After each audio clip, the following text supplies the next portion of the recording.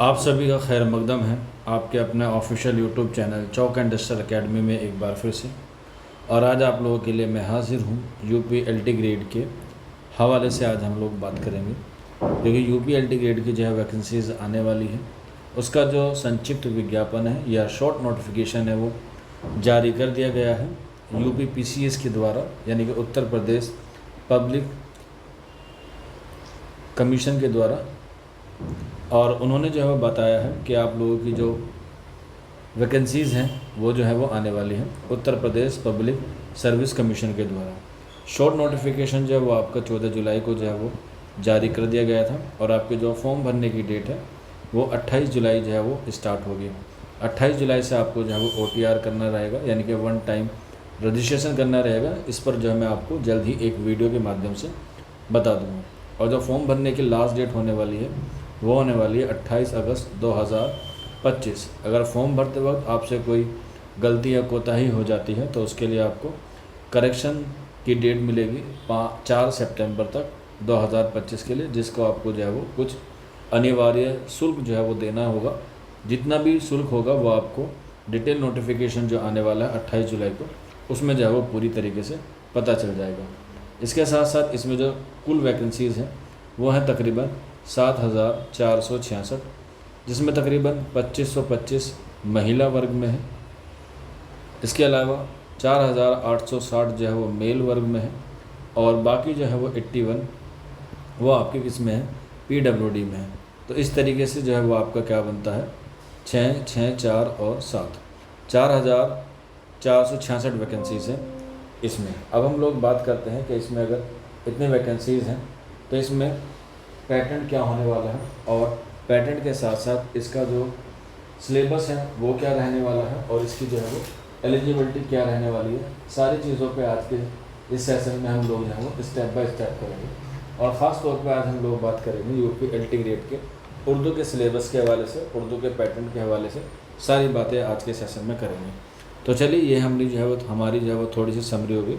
सबसे पहले बात करते हैं इसकी एलिजिबिलिटी की कि इसकी एलिजिबिलिटी क्या है, क्योंकि एलिजिबिलिटी होगी तभी आप लोग जो है वो फॉर्म को जो है वो फिल कर पाएंगे। तो आपको मालूम होगा कि यूपी एलटी ग्रेड जो होती है वो वैकेंसीज होती है एज अ TGT, जिसे हम लोग सहायक अध्यापक के नाम से जो है वो जानते हैं, सहायक अध्यापक के नाम से जानते हैं। तो TGT के लिए आपको पता है कि क्या होना चाहिए, आपके पास BA और आपके पास जो है वो B.Ed जो है वो होना चाहिए। ये आपकी क्या है, मिनिमम एलिजिबिलिटी होती है TGT की।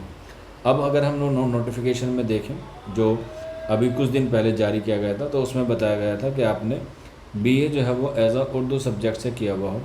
अब उर्दू सब्जेक्ट से किया हुआ हो और इसमें जो है वो उर्दू सब्जेक्ट के साथ ये भी मेंशन किया गया है कि आपने उर्दू जो है वो कम से कम 2 साल जो है वो पढ़ा हुआ हो, कम से कम 2 साल पढ़ा हुआ हो या 200 मार्क्स पढ़ा हुआ हो। अगर आप लोग अदर सब्जेक्ट के देखेंगे तो उसमें भी यही है। अब ये 2 साल कैसे हो सकता है पहले दूसरे साल आपने पढ़ा हो, तीसरे चौथे साल पढ़ा हो, या पहले या 3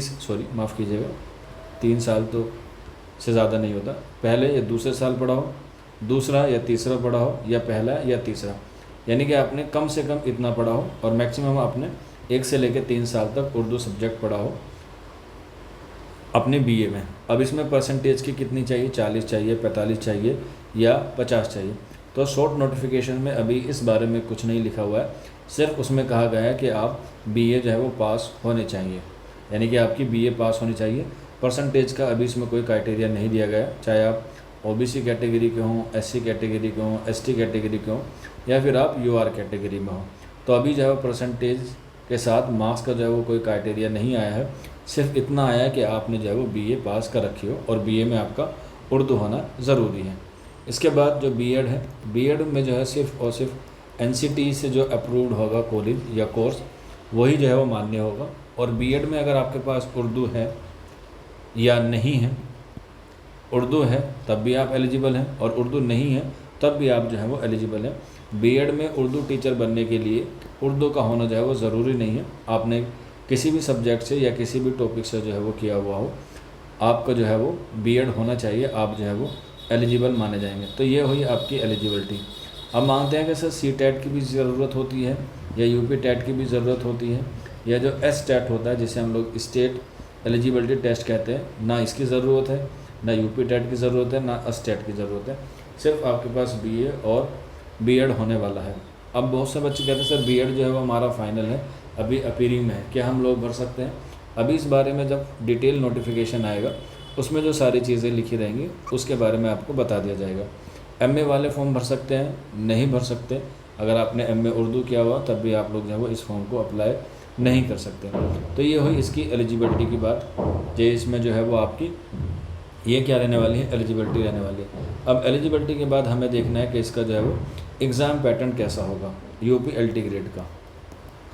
तो यूपी एलटी ग्रेड का जो पैटर्न है इस बार जो है वो चेंज होने वाला है। 2 तरीके से होगा एग्ज़ाम, एक होगा आपका प्री और एक होगा आपका मेंस। अभी मेंस के बारे में कोई इन्फॉर्मेशन नहीं है, जब नोटिफिकेशन आएगा उसके बारे में बता दिया जाएगा। प्री जो है वो कंफर्म है, जो 2018 के बेस पे होगा। उसमें हम लोग देखते हैं कि आपका जो प्री होगा वो कैसा होगा।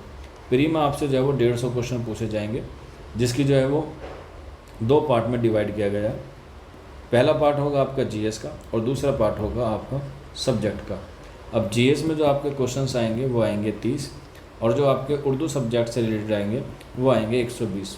तो टोटल मिला के आपके सवाल की तादाद बन जाती है 150। और 150 क्वेश्चन जो होंगे वो आपके मार्क्स की बात की जाए तो मार्क्स आपको मिलेंगे 150, यानी कि 1 नंबर आपका जो है वो एक क्वेश्चन 1 नंबर इक्वल। तो यानी कि 150 क्वेश्चन हुए तो आपका 150 मार्क्स होगा। कैसे पेपर होगा? ओएमआर शीट पे होगा, यानी कि ऑफलाइन आपका जो है वो एग्ज़ाम होगा।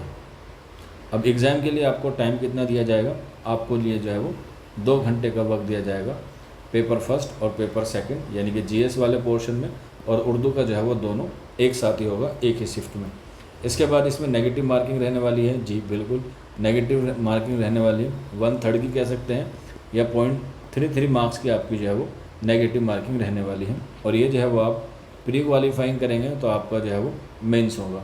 मेंस की क्या रूपरेखा रहने वाली है या मेंस किस आधार पर होगा, इसमें जो है वो अभी कहना थोड़ी सी जल्दबाजी होगी। जैसे ही नोटिफिकेशन आएगा डिटेल उसके बारे में आपको बता दिया जाएगा। आज के सेशन में ये छोटी छोटी बातें थी और एग्ज़ाम के साथ OTR के फिल करना, एप्लीकेशन फॉर्म करना, सारी इन्फॉर्मेशन आपको मिलती रहेगी चौक इंडस्ट्रियल अकेडमी पर।